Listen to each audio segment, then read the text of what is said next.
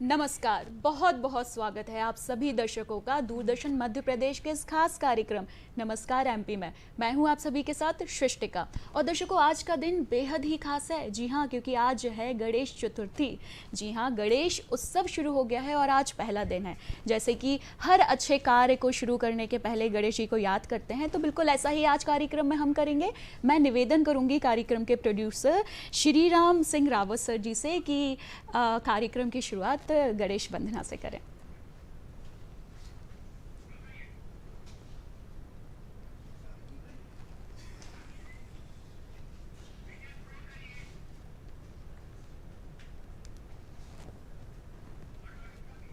सदा विमुक्ति साधकं कलाधरावतंसकं विलासी लोकरंजकं मुदा कलाप्रमोदकं सदा विमुक्ति साधकं कलाधरावतंसकं विलासी लोकरंजनम् अनायकैकनायकं विनाशिते भदैत्यकम् अनायकैकनायकं विनाशिते भदैत्यकं लताशुभाशुनाशकं नमामि तं विनायकं गजाननं गजाननं गजाननं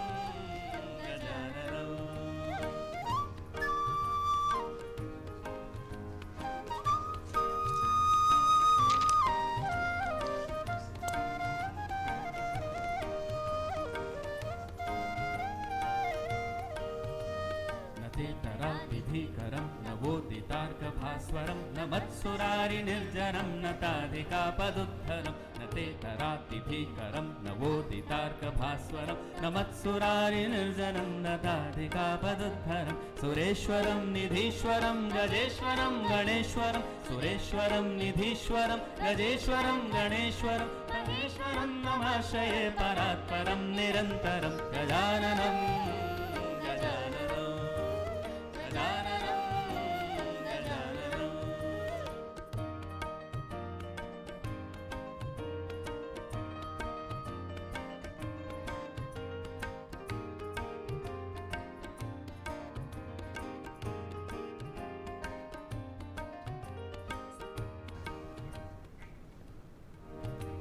समस्तलोकशङ्करं निरस्तदैत्यकुञ्जरं दरेतरोदरं वरं वरे भवक्रमक्षरं समस्तलोकशङ्करं निरस्तदैत्यकुञ्जरं दरेतरोदरं वरं वरे भवक्रमक्षरं कृपाकरं क्षमाकरं मुदाकरं यशस्करं कृपाकरं क्षमाकरं मुदाकरं यशस्करं मनस्करं नमस्कृतां नमस्करोमि भास्वरं गजाननं गजाननं गजाननं गजाननं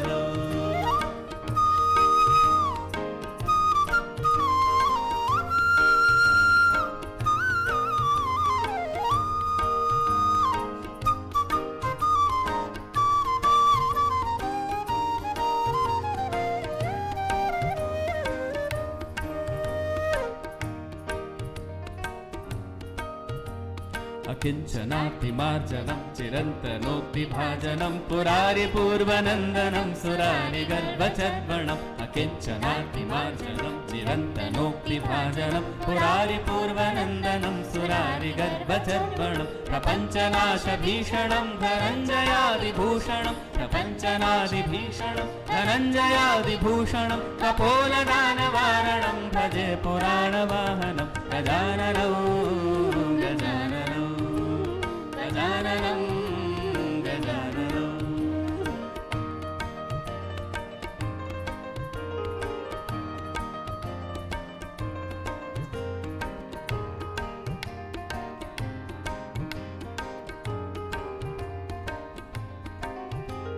नितान्तकान्तदन्तकान्तिमन्तकान्तकात्मजम् अचिन्त्यरूपमन्तहीनमन्तराय कृन्तनं नितान्तकान्तदन्तकान्तिमन्तकान्तकात्मजम् अचिन्त्यरूपमन्तहीनमन्तराय कृन्तनं हृदन्तरे निरन्तरं वसन्तमेव योगिनां हृदन्तरे निरन्तरं वसन्तमेव योगिनां तमेकदन्तमेव तं विचिन्तयामि।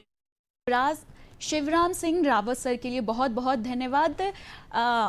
उनके कारण जो मुंबई के लाल बाग के जो राजा हैं, हम सभी ने उनके दर्शन करे। रावत सर को बहुत बहुत धन्यवाद। और दर्शकों, आप सभी को गणेश चतुर्थी की ढेर सारी शुभकामनाएं। तो आइए बढ़ते हैं कार्यक्रम में आगे और सबसे पहले आपको बताते हैं आज की तिथि।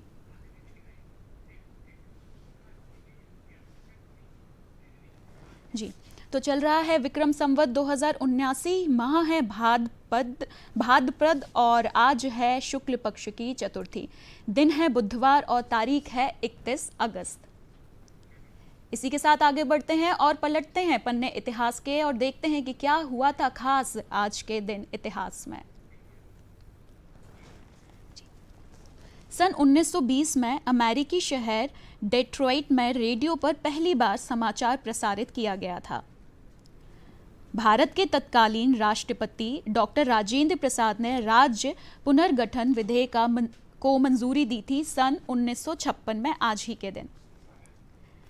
1968 में भारत में 2 stage rounding rocket Rohini MSV-1 का सफल प्रक्षेपण किया गया था।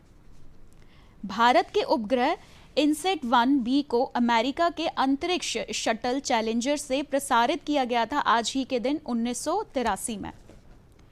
2008 में सरकार ने अमरनाथ भूमि विवाद सुलझाया था। भारत के सामाजिक कार्यकर्ता दीप जोशी सहित एशिया के 6 हस्तियों को रेमन मैग्सेसे पुरस्कार से 31 अगस्त 2009 में मालिना में सम्मानित किया गया था। तो चलिए, अब वक्त हो गया है आप सभी के साथ आज का सुविचार साझा करने का। तो दर्शकों, आज का विचार है, अपनी आयु से अधिक अपनी छवि का ध्यान रखें, क्योंकि छवि की आयु आपकी आयु से अधिक होती है। बिल्कुल सही दर्शकों, हमारी छवि जो है वो हमारे कामों से बनती है, इसलिए हमें बहुत सोच समझ के काम करने चाहिए कि उसका असर क्या हो रहा है और क्या नहीं। तो चलिए चलते हैं कार्यक्रम के अगले सेगमेंट आज की बात में, जहां पर आज हम एक बहुत ही महत्वपूर्ण विषय पर चर्चा करने वाले हैं, जो कि मैं आपको विषय का नाम बता देती हूँ, नेत्रदान। जी हाँ, नेत्रदान महादान। दर्शकों, जरा सोचिए, इस दुनिया के सारे अच्छे नज़ारे लेने का हमारे पास सिर्फ एकमात्र सहारा है, वो है हमारी आंखें। जरा सोचिए, अगर हमारे पास आंखें ना हो तो जीवन कैसा होगा? चारों तरफ अंधेरा ही अंधेरा। ऐसे बहुत से लोग हैं जो अपना जीवन ऐसे ही व्यतीत कर रहे हैं। जी हाँ दर्शकों, तो आज कार्यक्रम में इस विषय को लेकर आने का उद्देश्य यही है कि लोगों में ज़्यादा से ज़्यादा नेत्रदान को लेकर जागरूकता आ सके और जो भ्रांतियां हैं वो कम हो सके। तो इस विषय पर चर्चा करने के लिए आज हमारे साथ उस स्टूडियो में उपस्थित हैं डॉक्टर प्रेरणा उपाध्याय जी, जो मेडिकल डायरेक्टर हैं सेवा सदन आई हॉस्पिटल में, और साथ ही साथ वो कॉर्नियर सर्जन भी हैं। मैम, बहुत बहुत स्वागत है आपका कार्यक्रम में। मैम, सबसे पहले तो मैं आपसे ये जानना चाहूँगी कि नेत्रदान का महत्व क्या है, ये आप हमारे दर्शकों को सबसे पहले स्पष्ट करें। जी हाँ, नेत्रदान मतलब कॉर्निया ट्रांसप्लांट होता है। इसके द्वारा कॉर्निया के कारण जो व्यक्ति अंधत्व के शिकार होते हैं उनको हम रोशनी दे सकते हैं। जी बिल्कुल। और मैम, जो नेत्रदान है वो क्या सभी कर सकते हैं या फिर कौन कौन व्यक्ति नेत्रदान कर सकता है? हाँ, नेत्रदान 2 साल से अधिक उम्र का कोई भी व्यक्ति कर सकता है। उसमें कुछ बीमारियां होती हैं जिसमें नेत्रदान संभव नहीं होता, बट उम्र इसमें बाधा नहीं होती। जी मैम, जब आई ट्रांसप्लांट की बात हम कर रहे हैं, आंख प्रत्यारोपण की, तो आंख का कौन सा हिस्सा उसको ट्रांसप्लांट किया जाता है या फिर दिया जाता है? जी हाँ, ये आंख के सामने का जो कॉर्निया होता है, ये ट्रांसपेरेंट उत्तल हिस्सा जी, जो कि इसमें दिखाया जा रहा है मॉडल में, इसको कॉर्निया कहते हैं और केवल इसी को प्रत्यारोपित किया जाता है। जी, पूरी आंख को नहीं बदला जा सकता है। जी जी। यानी जो आप कॉर्निया बोल रहे हैं उसे हम आम भाषा में आंख की पुतली बोलते हैं। हाँ, पुतली बोलते हैं जी, क्योंकि मुख्य 3 भागों से इमेज रेटिना पर बनती है। ये कॉर्निया होता है, पीछे ये लेंस होता है और इनके द्वारा किरणें रेटिना पे फोकस होती हैं। तो इन दोनों में से किसी में भी सफ़ेदी आती है तो इमेज रेटिना पे नहीं बन पाती। जी, नेत्रदान में हम लोग केवल ये आगे का हिस्सा ट्रांसप्लांट करते हैं। जी मैम, सफ़ेदी आती है, इससे तात्पर्य क्या है? हाँ, बहुत सी ऐसी बीमारियां होती हैं जिसमें कॉर्निया के ऊपर इन्फेक्शन हो जाता है तो सफ़ेदी बन जाती है। कुछ लोग जन्मजात ही इन बीमारियों से पैदा होते हैं जिसको हम लोग कॉर्नियल डिस्ट्रॉफी बोलते हैं जी। चोट लगना भी एक बहुत आम कारण है जिसके कारण कॉर्निया पे सफ़ेदी आ सकती है जी। और कई बार कुछ ऑपरेशन के बाद भी कॉर्निया डैमेज हो जाता है। तो इन सभी वजहों से जी, जब जी। कॉर्निया खराब होता है तो उसको हम नया अच्छा कॉर्निया लगाकर रोशनी दे सकते हैं। जी मैम, अभी मैंने आपसे पूछा था कि कौन कौन व्यक्ति मतलब दान दे सकता है नेत्र का। तो कई बार जिनको आंखों में कुछ दिक्कत है, जैसे कि मैं कहूँ चश्मा लगा हुआ है, तो क्या ऐसा पर्सन भी अपना कॉर्निया दान कर सकता है? हाँ जी, बिल्कुल।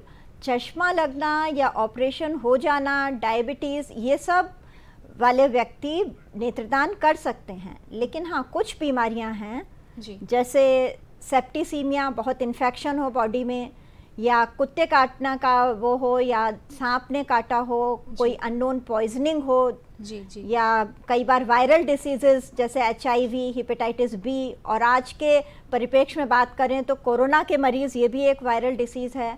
तो ये लोग नेत्रदान नहीं कर सकते हैं। जी। और मैम, मैं इसके साथ ये भी जानना चाहती हूँ कि जब मतलब क्योंकि नेत्रदान तभी संभव है जब कोई व्यक्ति, जी बिल्कुल, हम अपने प्रश्न को जारी रखेंगे। इसके पहले हमारे साथ एक कॉलर जुड़ गए हैं। आपका बहुत बहुत स्वागत है, अपना प्रश्न रखें। जी। मैं जानना चाहते हैं कि कौन सी घातक बीमारियां जिसकी वजह से नेत्रदान नहीं कर सकते हैं, और जैसे कि कुछ लोगों की आदत मूंगी होती है, कुछ आदत संदेही होती है, कुछ चार्ली होती है, तो इसमें किस प्रकार से फर्क करके हम नेत्रदान कर सकते हैं? नंद स्वरूप मिश्रा जी, आप अपना प्रश्न फिर से दोहरा दीजिए क्योंकि हमें आपका प्रश्न स्पष्ट नहीं हुआ है।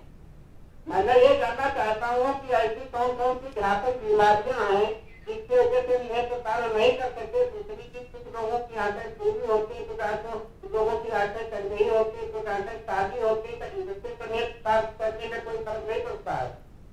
जी हाँ, अभी मैंने जैसा बताया कि घातक बीमारियों में मेनली वायरल इन्फेक्शंस आते हैं, या कोई अननोन न्यूरोलॉजिकल डिसऑर्डर हो, टेटेनस हो, स्नेक सांप के काटने की बात हो, कोरोना हो, HIV हो, बहुत ज़्यादा इन्फेक्शन हो बॉडी में, सेप्टिसीमिया, ऐसे लोग नेत्रदान नहीं कर सकते हैं। जी बिल्कुल। और दर्शकों, आज मैम के साथ साथ हमारे साथ स्टूडियो में साजिद जी भी हैं। एक साजिद लतीफ़ खां जी, बहुत बहुत स्वागत है आपका। आप एक उभरते हुए सितारे हैं और एक अगर मैं कहूँ गज़ल गायक हैं तो बिल्कुल भी गलत नहीं होगा। तो मैम से बातचीत हम जारी रखेंगे दर्शकों, लेकिन इसके बीच क्यों ना आपको एक गज़ल सुनाई जाए लतीफ़ जी से। जी।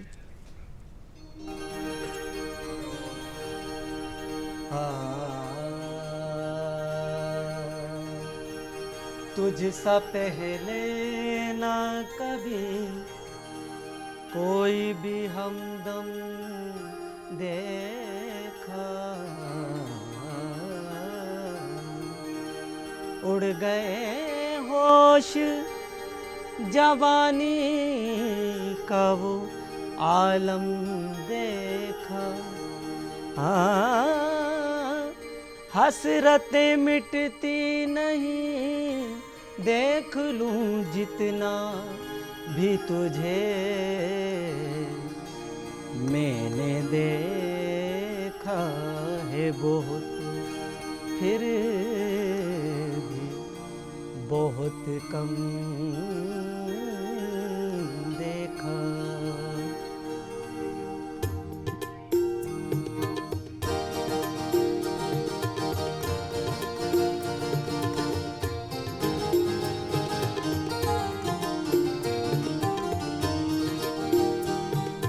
कैसे सुकून पाऊं तुझे देखने के बाद, कैसे सुकून पाऊं तुझे देखने के बाद।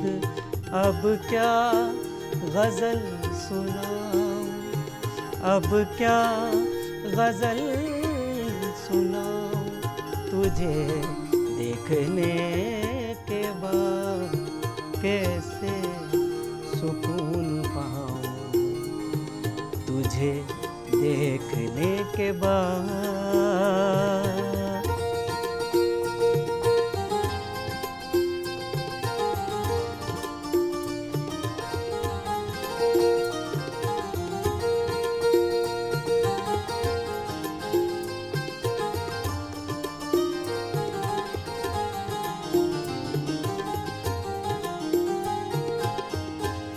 तू आ गया तो चांदनी घर में बिखर गई, तू आ गया तो चांदनी घर में बिखर गई। क्यों चांदनी में जाऊं तुझे देखने के बाद, क्यों चांदनी में जाऊं तुझे देखने के बाद। अब क्या गजल सुनाऊं, अब क्या गजल सुनाऊं तुझे देखने के बाद। कैसे सुकून पाऊं तुझे देखने के बाद।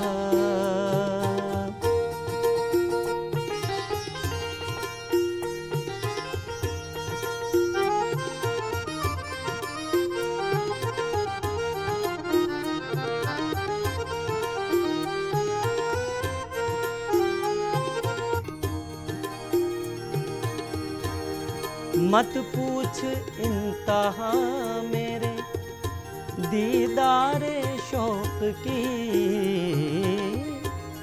मत पूछ इंतहा मेरे दीदारे शौक की। तुझको न देख पाऊं तुझे देखने के बाद, तुझको न देख पाऊं तुझे देखने के बाद। अब क्या गजल सुनाऊं तुझे देखने के बाद। कैसे सुकून पाऊं तुझे देखने के बाद।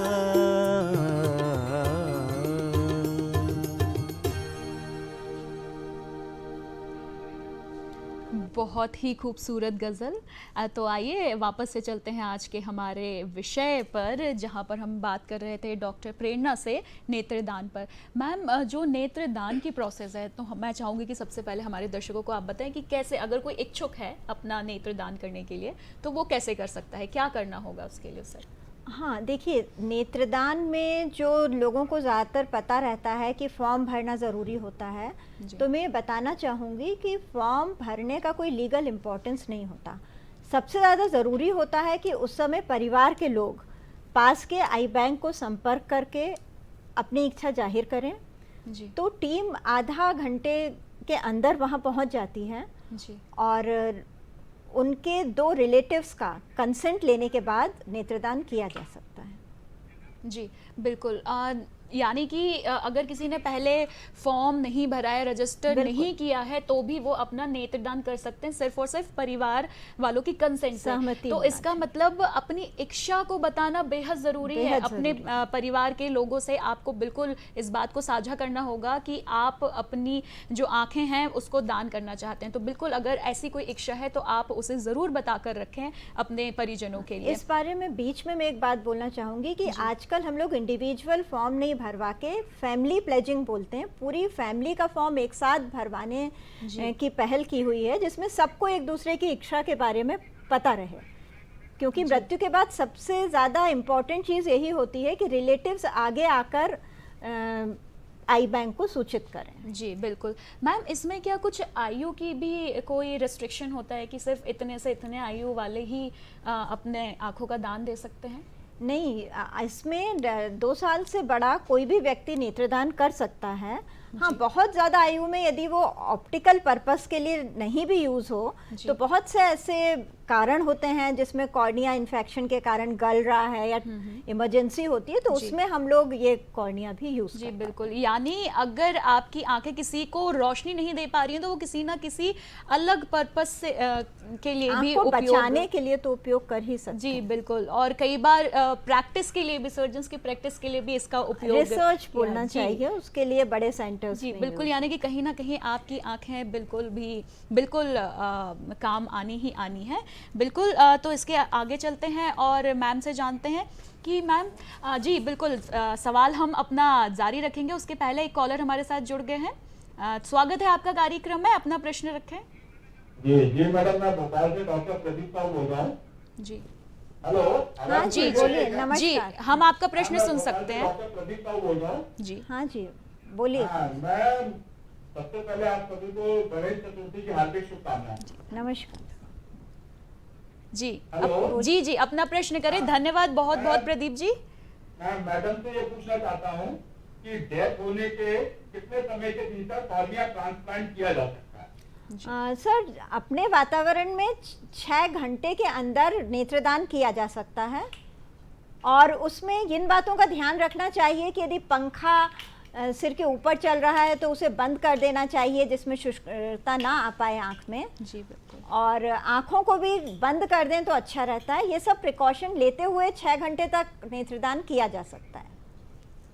जी बिल्कुल, तो कुछ इन बातों का आपको ध्यान रखना होगा कि अगर जैसे ही किसी ने अपने प्राण त्यागे हैं तो सबसे पहले उनकी आंखें बंद कर दें, पंखा बंद कर दें, और अगर संभव हो तो कुछ गीली पट्टियां या फिर ठंडी बर्फ भी उस पर, एंटीबायोटिक ड्रॉप यदि अवेलेबल हो तो वो भी डाल सकते हैं, उसको कीटाणुओं से बचाने के लिए। जी जी बिल्कुल। और मैम, इसके साथ साथ मैं ये भी जानना चाहूँगी कि देखिए, लोग इतने सारे हर साल, मतलब करोड़ों की संख्या में लोग अपने प्राण त्यागते हैं, लेकिन नेत्रदान जो है वो इतना नहीं होता है।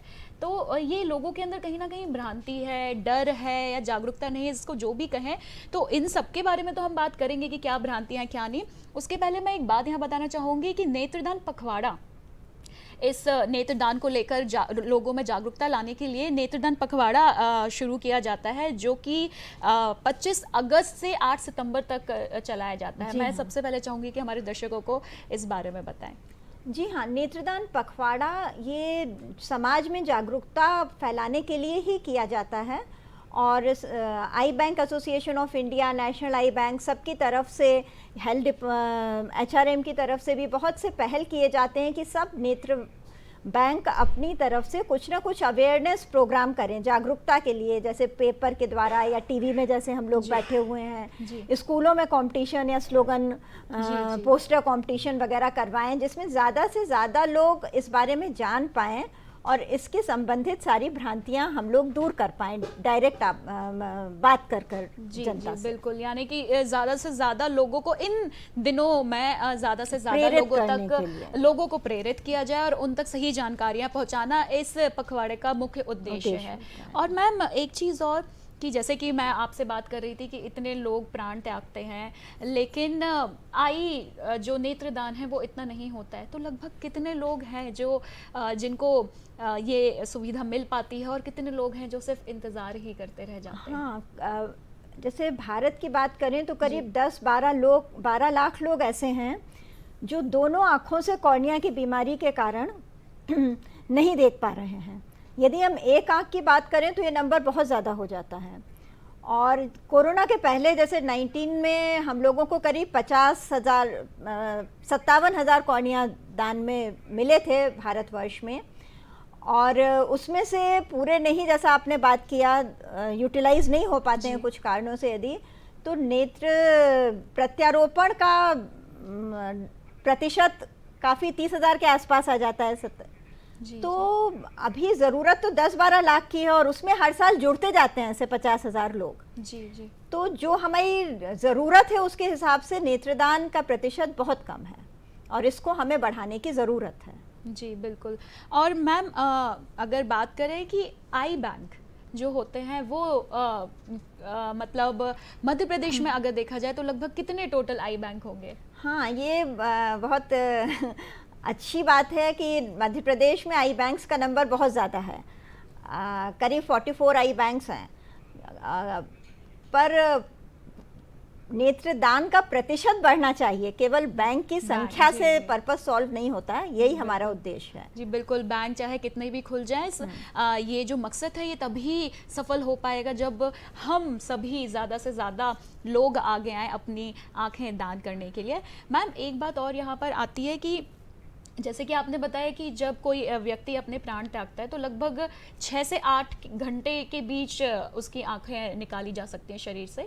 तो मैम कई बार कोई व्यक्ति ऐसी जगह है जहाँ पर आई बैंक नहीं है, जैसे बड़े शहरों की बात करें तो वहाँ पर तो ये फैसिलिटी अवेलेबल होती है, लेकिन जो छोटी छोटी जगह हैं या फिर गाँव कहें, वहाँ पर अगर कोई व्यक्ति अपने प्राण त्याग रहा है तो उसकी आई मतलब वो पहुंचाना व्यक्ति की जिम्मेदारी है या फिर आई बैंक वाले ही वो सारा जिम्मा उठाते हैं, वो जिम्मेदारी लेते हैं? देखिए, आजकल काफ़ी छोटी जगहों पर भी नेत्र चिकित्सक मौजूद हैं जी। और आजकल तो गाइडलाइंस के हिसाब से जो ट्रेंड आई बैंक टेक्नीशियंस होते हैं या ऑप्टोमेट्रिस्ट भी यदि उसमें ट्रेंड हैं तो वो भी ये प्रक्रिया में सहयोग दे सकते हैं। तो कई बार हम लोगों को आसपास के जिलों से भी, जैसे सीहोर, विदिशा वगैरह से भी नेत्र चिकित्सकों ने ये नेत्र निकाल कर हमारे पास पहुंचाए हैं, और जो भी ऐसा काम करना चाहते हैं हम उनको, जो मॉइस्ट चेम्बर कहलाता है जिसमें 48 घंटे तक नेत्र को सुरक्षित रखा जा सकता है, वो आइस बॉक्स और वो स्टैंड्स भी प्रोवाइड करते हैं जी। और उसमें वो लोग सुरक्षित उस नेत्र को निकाल कर हमारे पास पहुंचा सकते हैं। तो बिल्कुल भी आप चिंता नहीं करिए कि अगर आप किसी आई बैंक के पास नहीं हैं तो आप नेत्र दान नहीं कर सकते हैं, ऐसा बिल्कुल भी मत सोचिए। बस और बस आप इस इच्छा को ऊपर लेकर आइए, बाकी सारी की सारी चीज़ें संभव हैं। तो चलिए चलते हैं लतीफ़ जी के पास और सुनते हैं एक और प्यारी सी गज़ल।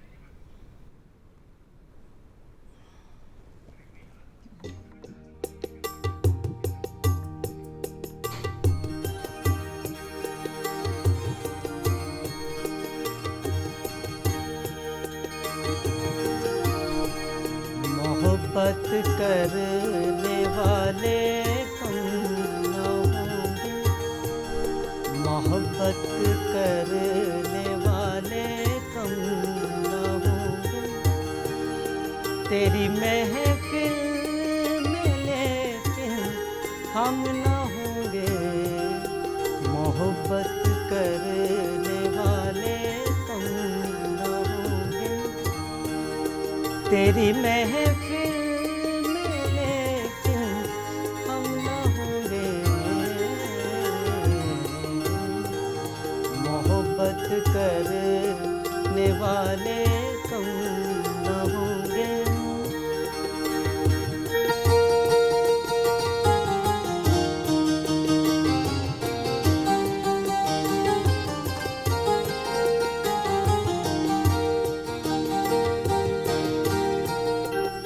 ज़माने भर के गम,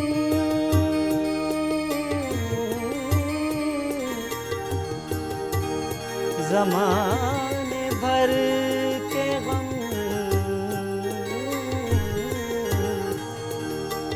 ज़माने भर के गम या एक तेरा गम, ये गम होगा तो कितने गम न होंगे, तेरी महफिल में लेकिन हम न होंगे, मोहब्बत करने वाले कम न होंगे।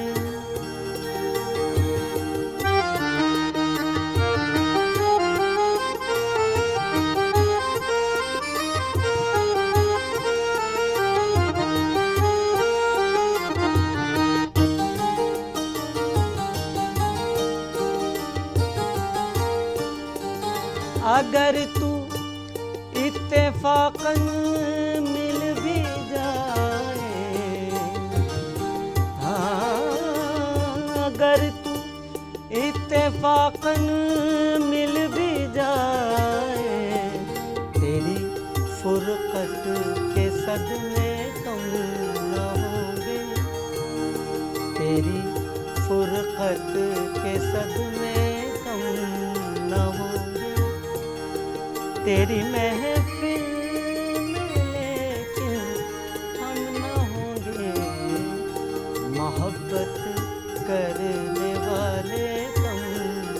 न होंगे।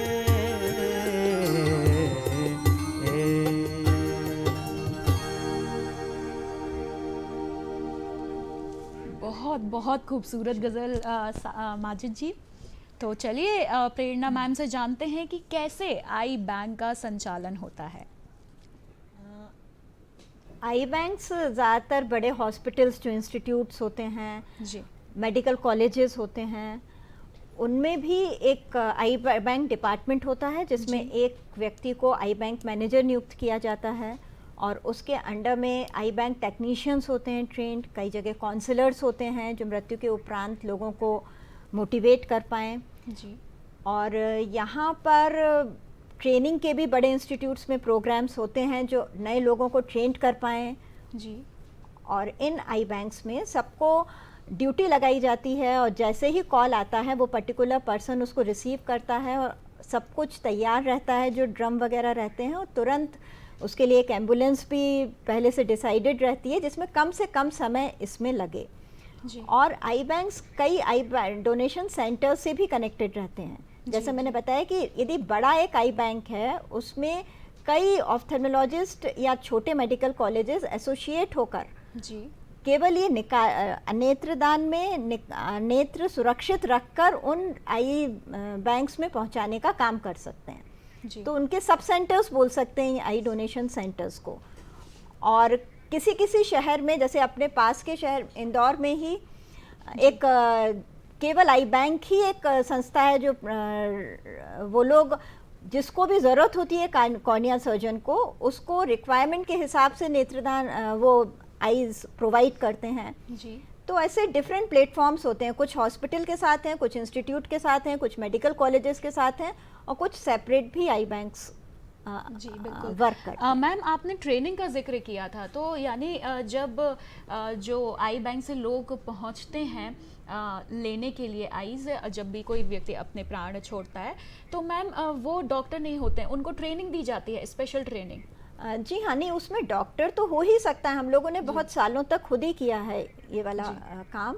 लेकिन आजकल गवर्नमेंट के रूल्स के हिसाब से ट्रेंड आई बैंक टेक्नीशियंस कहलाते हैं। जैसे हमारे पास भी हम लोगों ने एलवी प्रसाद आई इंस्टीट्यूट से भेजकर 2-3 लोगों को ट्रेन करवाया है, तो वो लोग भी ये काम कर सकते हैं और उस समय इस काम में हम लोगों का सहयोग देते हैं। जी बिल्कुल। मैम अब एक बहुत ही महत्वपूर्ण यहाँ पर मैं एक सवाल करने वाली हूँ कि लोगों में बहुत सारी भ्रांतियाँ हैं, बहुत सारी गलत फहमियाँ हैं अपने नेत्र को दान देने के लिए कि अगर हम नेत्र दान देंगे तो ऐसा होगा, हमें नेत्र दान नहीं देना चाहिए। क्योंकि देखिए कहीं ना कहीं सबसे ज़्यादा जो लगाव है हमें हमारे शरीर से होता है, हाँ बहुत प्रिय होता है। तो कई लोग चाहते हुए भी ये कदम नहीं उठा पाते हैं कि वो ये डिसीज़न ले पाए कि हाँ हमारी मृत्यु के बाद हमारी नेत्रों को दान कर दिया जाए। हाँ तो मैम वो कौन सी भ्रांतियां हैं, वो कौन सी गलत फहमियां जो लोगों को ऐसा करने से पीछे खींच लेती हैं? हाँ देखिए, सबसे बड़ी भ्रांति तो कुछ समुदायों में है कि यदि शव को क्षति करेंगे तो हो सकता है कि इस बार हम लोग यदि नेत्रदान कर देंगे तो अगले जन्म में भी आंखें नहीं मिलेंगी। ये बड़ा कॉमन मिथ है लोगों में, जबकि अगला जन्म किसने देखा है? बिल्कुल। आप इस जन्म में अपने आँखों को दान करके 2 लोगों को जीवन में रोशनी दे सकते हैं, क्योंकि 2 आंखें आदमी दान करता है तो 2 अलग अलग व्यक्तियों को उसका उपयोग मतलब उसको प्रत्यारोपित किया जाता है। जी। दूसरा सबसे बड़ा है, लोगों को लगता है कि चेहरा विकृत हो जाएगा, लोग कैसा लगेगा, तो ऐसा भी बिल्कुल नहीं होता, क्योंकि हम लोग नेत्र निकालने के बाद उसमें आर्टिफिशियल आई लगा देते हैं और चेहरा बिल्कुल सामान्य लगता है। जी जी। तीसरा सबसे बड़ा कारण है कि लोगों को लगता है कि रक्तस्राव होने लगेगा और कई बार उस वजह से भी डरते हैं। तो आजकल केवल कॉर्निया ज़्यादातर जगहों पे निकाला जाता है, तो उसमें भी वो रक्तस्राव जैसी भी दिक्कत नहीं आती है। जी बिल्कुल। बिल्कुल दर्शकों, आपको बिल्कुल भी चिंता करने की ज़रूरत नहीं है। सिर्फ और सिर्फ आप ये सोचिए कि कितनी अच्छी बात है ये कि आप जाते जाते किसी के जीवन में रोशनी देकर जा रहे हैं। और इसी के साथ हमारे साथ एक कॉलर जुड़ गए हैं, आइए लेते हैं उनका प्रश्न और जानते हैं कि क्या प्रश्न वो करना चाहते हैं डॉक्टर प्रेरणा से। जी अपना प्रश्न करें। जी हमारे साथ एक कॉलर जुड़ गए हैं और मेरा निवेदन है उनसे कि वो अपना प्रश्न रखें। जी, कुछ तकनीकी कारणों के कारण उनसे संपर्क हमारा टूट गया है। हम अपनी बात को जारी करते हैं, लेकिन सबसे पहले एक बार मैं आप सभी को यहाँ पे फिर से याद दिलाना चाहूँगी कि दर्शकों नमस्कार एमपी एक लाइव फोन इन कार्यक्रम है। जी हाँ, आज के विषय से संबंधित प्रश्न आप या फिर कोई भी इच्छा हो आपकी प्रेरणा मैम से साझा करने की कोई भी बात, तो बिल्कुल आप कर सकते हैं। उसके लिए आपको हमसे संपर्क करना होगा। हमारे फ़ोन नंबर्स आप अपनी टीवी स्क्रीन पर देख सकते हैं, तो बिल्कुल उन फ़ोन नंबर्स के माध्यम से हमसे संपर्क करें, प्रेरणा मैम से प्रश्न करें और आपके मन में जो भी सवाल है उसका उत्तर लें। तो चलिए, मैम से हमने जाना कि एक नेत्रदान से, एक व्यक्ति के नेत्रदान से 2 लोगों के जीवन में रोशनी आ सकती है। मैम, और क्या क्या सावधानियां, जैसे कि जो प्रक्रिया होती है आई ट्रांसप्लांट की, वो क्या होती है, कैसे आई को जैसे कि आपने हमें पहले समझाया कि किस पार्ट को हम ट्रांसप्लांट करते हैं, लेकिन किस तरीके से किया जाता है, वो प्रोसेस क्या होती है, कितने घंटे का जो ऑपरेशन होता है वो कितना लंबा चलता है? हाँ, देखिए, नेत्रदान के बाद इस कॉर्निया को 2-3 तरह से आजकल ट्रांसप्लांट किया जा सकता है। या तो पूरा कॉर्निया लगा दिया जाता था जैसे पहले होता था, और इसको हम लोग पेनिट्रेटिंग केराटोप्लास्टी बोलते हैं जी। और आजकल लेकिन इसके कुछ लेयर्स को भी हम लोग ट्रांसप्लांट कर सकते हैं, जिसको हम लोग लैमिलर कॉर्नियल ट्रांसप्लांट बोलते हैं। और इसमें सबसे बड़ी बात ये होती है कि कभी कभी यदि दोनों के मरीज होते हैं जी, अंदर की लेयर भी और बाहर की लेयर्स भी, तो एक ही कॉर्निया को हम लोग 2 पेशेंट्स में भी यूटिलाइज कर सकते हैं। ये एडवांटेज होता है जी। और दूसरा जो आपने पूछा था, बड़े उम्र के लोग यदि दान करें और यदि उनका सेल काउंट कम भी होता है, तो इस तरह की लेमिलर सर्जरीज में भी वो उपयोग में लाया जा सकता है। जी जी मैम, और आई ट्रांसप्लांट होने के बाद क्या क्या सावधानियां लेनी चाहिए, किस तरह देख रेख करनी चाहिए? आई ट्रांसप्लांट के बाद सावधानियों में सबसे बड़ी बात ये रहती है कि पेशेंट लगातार डॉक्टर के संपर्क में रहे। एक बार कराने के बाद उसको दिखने लगा तो वो ये ना सोचे कि अब ठीक हो गया है। किसी भी दूसरे व्यक्ति का कोई पार्ट आपके शरीर में लगाया जाता है तो उसमें बहुत देखभाल की ज़रूरत होती है, खासकर शुरू के 1 साल में, जिसमें वो आपकी बॉडी में अच्छे से एडजस्ट हो जाए। तो इसके लिए डॉक्टर के बताए अनुसार बराबर दवाई डालना ज़रूरी होता है, आँख को धूल मिट्टी या चोट से बचाना ज़रूरी होता है और शेड्यूल के हिसाब से बार बार अस्पताल में आना भी ज़रूरी होता है।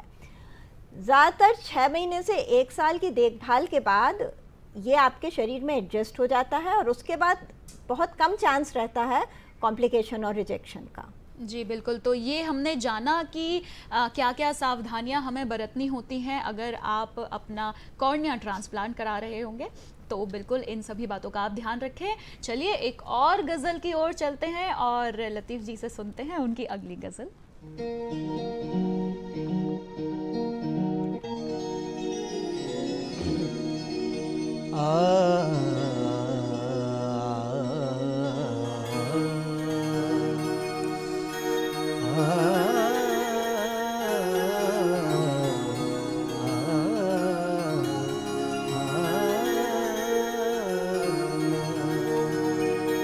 नजर नजर से मिलाओ, बाहर के दिन है,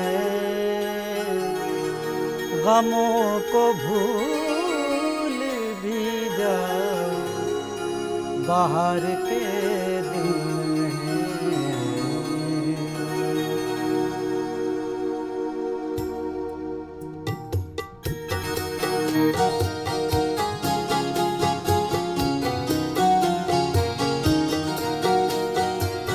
तन्हा ना अपने आप को अब पाइए जना, तन्हा ना अपने आप को अब पाइए जना, मेरी गजल को साथ लिए जाइए जना, तन्हा ना अपने आप को अब पाइए जनाब, मेरी गजल को साथ लिए जाइए जनाब, तन्हा ना अपने आप को।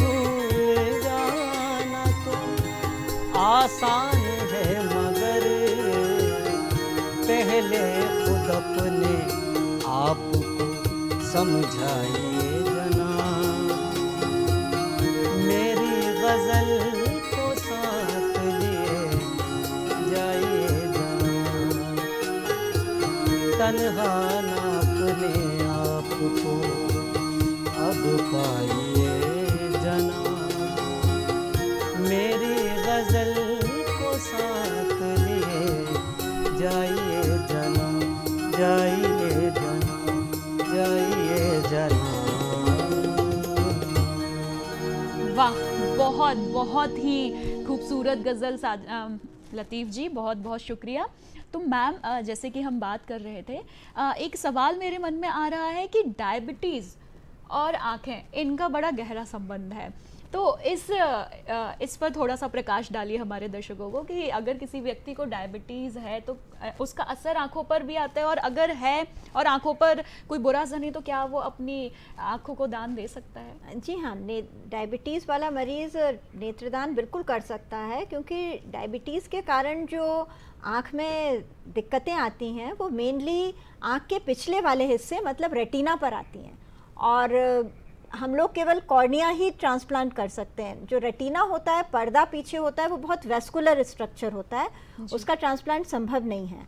तो यदि डायबिटीज़ के मरीज़ में इवन वो अंधत्व का शिकार भी हुआ है या उसका विजन कम है रेटिना की प्रॉब्लम के कारण, तो वो भी नेत्रदान कर सकता है। जी, और मैम अगर उसको किसी और तरह की बीमारी जैसे कि ब्लड से संबंधित बीमारी है या फिर और भी कुछ बीमारियां हैं, तो क्या ऐसे में भी संभव है?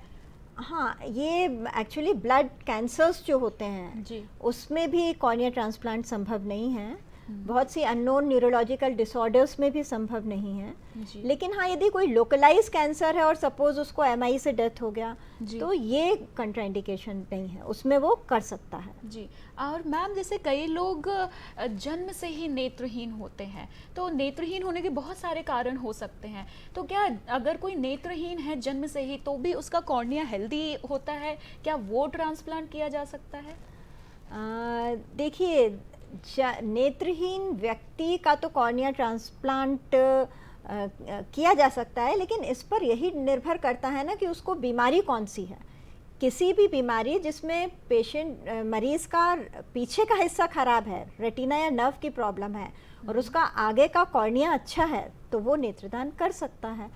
और कई बार हमारे पास हाँ इस तरह के मरीज़ भी आ जाते हैं जो जन्म से अंधे होते हैं या किसी और बीमारी से ग्रसित होते हैं, तो उस क्षेत्र उन स्थिति में जैसा मैंने बताया कि कॉर्निया ट्रांसप्लांट करने से कोई फ़ायदा नहीं होता, क्योंकि रेटिना या नर्व की बीमारी में नेत्र प्रत्यारोपण से कोई फ़ायदा नहीं होता। ये असल में केवल कॉर्निया प्रत्यारोपण ही है। अभी कोई ऐसी तकनीकी विकसित नहीं हुई जिससे हम पीछे का हिस्सा जो रेटिना या नर्व का हिस्सा होता है उसको प्रत्यारोपित कर पाए। जी मैम, जैसे किसी नेत्रहीन व्यक्ति जो उसकी आंखों की रोशनी नहीं है, वो कुछ नर्व्स की प्रॉब्लम के कारण है, बाकी उसका कॉर्निया अगर हेल्दी है तो वो हम बिल्कुल उसको ले सकते हैं। हाँ, यदि वो उसके परिवारजन इच्छुक हो दान करने के लिए तो वो कर सकता है। बिल्कुल। मैम, कुछ समय पहले की बात करें तो इतनी तकनीकी नहीं थी, इतनी टेक्निक्स नहीं थी कि मतलब आँखों को लेकर पहले कई बार लोगों को जो आँखों की बीमारियां होती थी जिससे वो अपनी रोशनी खो देते थे, तो ऐसे में आज के समय में और पुराने समय में मैं जानना चाह रही हूँ कि ऐसी कौन सी नई तकनीक आ चुकी हैं जिनके माध्यम से लोग आज अपने जो भी आँखों से संबंधित परेशानियां हैं उनसे निराकरण पा सकते हैं। हाँ, देखिए, आई बैंक को ही लें तो पुराने ज़माने में केवल जब हम लोग थे तो हमें प्रिजर्वेटिव मीडियम्स अवेलेबल नहीं थे जिसमें हम कॉर्निया को सुरक्षित रख सकें कुछ दिनों तक, और हमें 48 घंटे के अंदर ही नेत्र प्रत्यारोपण करना होता था। तो मरीज को उस समय मोबाइल फोन्स भी नहीं थे, तो बुलाने में भी बहुत दिक्कत होती थी। अब तो हमारे पास ही जैसे एमके मीडियम हमें मिलता है जी। एलवी प्रसाद आई इंस्टीट्यूट से, जिसमें हम 4 दिन तक कॉर्निया को सुरक्षित रख सकते हैं। एक दूसरा मीडियम भी कॉर्निसॉल हमें मदुरई के बड़े चिकित्सालय से मिलता है, जिसमें हमें उसे 2 हफ्ते तक सुरक्षित रख सकते हैं। जी। तो ये बहुत बड़े देशों में तो क्रायो प्रिजर्वेशन बोलते हैं, कई कई दिनों तक वो उसको सुरक्षित रख पाते हैं। तो ये एक बहुत बड़ा बोलना चाहिए बदलाव आया है कॉर्निया ट्रांसप्लांट में। और मोबाइल फ़ोन के कारण हम लोग तुरंत पेशेंट को भी खबर कर देते हैं कि आप आ जाइए। और कई बार हम लोग बाहर के आई बैंक से जब फ्लाइट से आईज बुलाते हैं जी। तो जब तक कॉर्निया पहुंचता है तब तक मरीज हमारे पास इन्वेस्टिगेट होकर भर्ती हो जाता है। जी। तो ये बहुत बड़ा बदलाव मैं देख रही हूँ। 30 सालों से मैं इस काम से जुड़ी हुई हूँ। जी। तो जब हम लोग रेसिडेंट थे तब इतना दिक्कत होती थी पेशेंट अरेंज करने में, कॉर्निया सुरक्षित रखने में। जी। आजकल सर्जरी में तो एडवांसमेंट हुए ही हैं, लेकिन ये प्रिजर्वेशन में, आई बैंक टेक्निक्स में भी बहुत ज़्यादा बदलाव आए हैं। जी। और जिसके कारण ज़्यादा संख्या में हम लोग कर पा रहे हैं। यानी कि प्रिजर्वेशन बहुत बड़ा अंतर लेकर आया है इस ओर। जी हाँ। बिल्कुल। अब मैम एक बात और कि कई लोगों को ये लगता है कि वो जब अपना नेत्र दान करेंगे तो जो उनका चेहरा है वो अच्छा नहीं दिखेगा, कुछ डिसफिगरमेंट हो जाएगा। तो क्या ये सही है? ऐसा सोचना, ये विचार? ये केवल विचार है, क्योंकि दोनों तरह के आजकल इम्प्लांट्स आते हैं। जी। जहाँ पर जिन आई बैंक्स में पूरे आई बॉल को निकाला जाता है उसके अलग आते हैं, और जिसमें केवल कॉर्निया निकाला जाता है वो भी ट्रांसप्लांट मौजूद होते हैं। जिसके कारण नेत्र दान के पश्चात हम उसको बिल्कुल उसी तरह का स्वरूप प्रदान कर देते हैं आँखों को, जिससे कोई भी डिसफिगरमेंट ना लगे। जी। किसी भी आने वाले आदमी को ना लगे कि बॉडी क्षतिग्रस्त है या वो खराब लिख रही है। और परिवार वालों को खासकर उनकी बहुत भावनाएं जुड़ी होती जी। हैं, दुख ना पहुंचे। तो ये सब बातों का बहुत ध्यान रखा जाता है। जी बिल्कुल। मैम जिनको मोतियाबिंद की दिक्कत होती है, तो मोतियाबिंद तो वैसे ऑपरेशन के बाद बिल्कुल सही हो जाता है, लेकिन क्या उनकी आंखें भी मतलब दान करी जा सकती हैं, सही होता है? हाँ बिल्कुल, ऑपरेशन के बाद वाले व्यक्ति तो नेत्रदान कर ही सकते हैं, क्योंकि मैंने जैसा बताया कि लेंस तो ये बीच का हिस्सा होता है। तो ये यदि बदल दिया जाता है तो कॉर्निया तो हमने टच ही नहीं किया, वो तो उनका साफ रहता है, क्लियर रहता है, तो वो बिल्कुल नेत्रदान कर सकते हैं। जी मैम, बहुत लोगों बिल्कुल यहाँ पर एक कॉलर हमारे साथ जुड़ गए हैं। स्वागत है आपका, अपना प्रश्न करें। हाँ मैडम, मैं ये कहना चाह रहा था कि हमारा जो ग्रामीण क्षेत्र है, जी हाँ, वहाँ नेत्रदान को प्रोत्साहन के लिए प्रयास सार्थक नहीं हो पा रहे हैं। उसके लिए क्या किया जा सकता है? क्योंकि वहाँ ज्यादातर ऐसे प्रयास नहीं हो पाते कि हमारे ग्रामीण क्षेत्र के लोग प्रोत्साहित हो सके नेत्रदान करने के प्रति। तो ऐसे कौन से प्रयास हो रहे हैं सरकारी तौर पर या गैर सरकारी तौर पर कि लोगों तक ज्यादा से ज्यादा बात पहुंचे? क्योंकि इस समय नेत्रदान करने की बहुत बड़ी आवश्यकता है।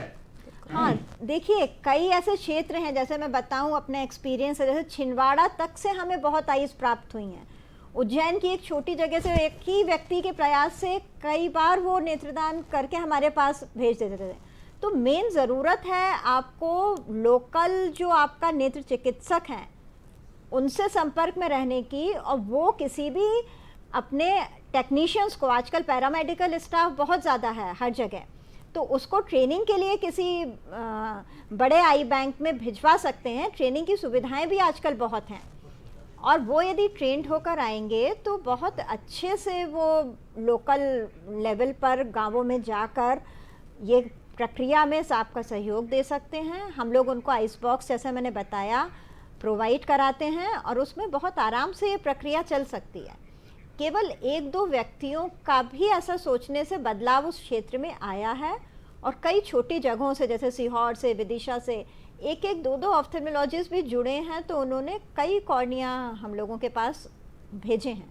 जी बिल्कुल। तो दर्शकों, इसका मतलब यह है कि आपको बिल्कुल भी ऐसा नहीं सोचना है कि आप किसी ग्रामीण क्षेत्र से हैं तो शायद ये आपके लिए संभव नहीं है। बिल्कुल भी ऐसी बातों से अपने आप को इस अच्छा कार्य करने से बिल्कुल ना रोकें, बिल्कुल सीमित ना हो, क्योंकि आप सिर्फ आपको एक इच्छा रखनी है और उस इच्छा को, जो आपकी इच्छा है, उसको संभव करने की पूरी जिम्मेदारी आई बैंक की होती है। वो अपने पूरे संभव प्रयास करेंगे आपकी आंखों को जो आप देकर जाना चाहते हैं, किसी की जीवन में आप रोशनी देना चाहते हैं, वो बिल्कुल इस बात का ख्याल रखेंगे और बिल्कुल भी आपको निराश नहीं करेंगे। तो इसी के साथ हम फिर से चलते हैं लतीफ़ जी के तरफ और उनसे अनुरोध करते हैं कि एक गज़ल हमारे दर्शकों के लिए पेश करें।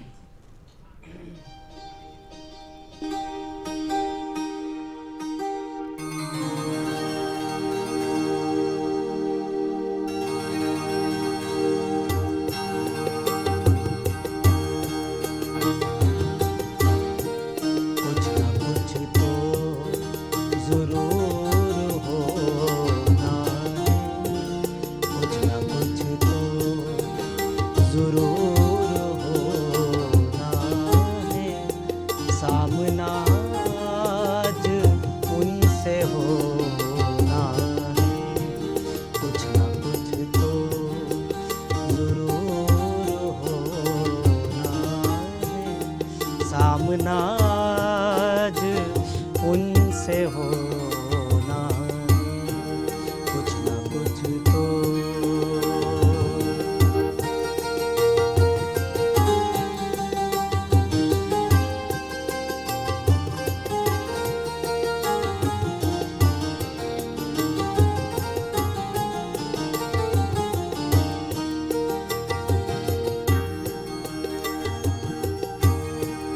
इतना डरना भी क्या है दुनिया से, इतना डरना भी क्या है दुनिया से, जो भी होना है वो तो होना है।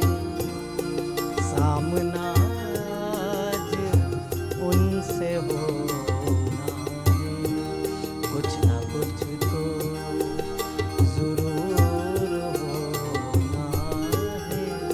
सामना आज उनसे होना है।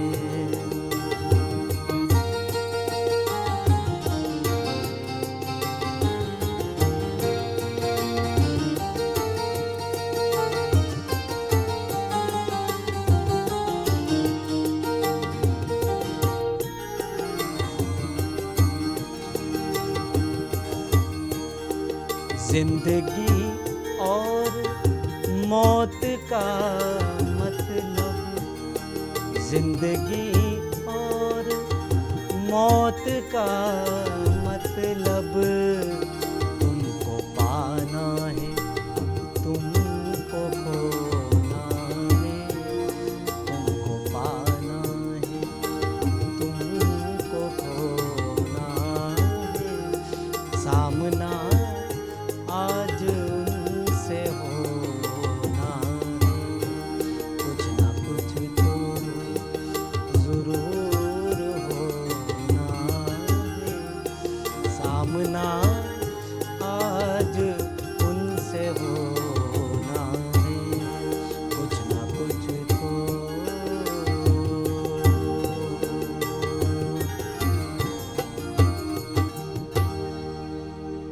कुछ ना कुछ तो ज़रूर होना है, आज सामना उनसे होना है। बहुत खूब, बहुत सुंदर गज़ल लतीफ़ जी।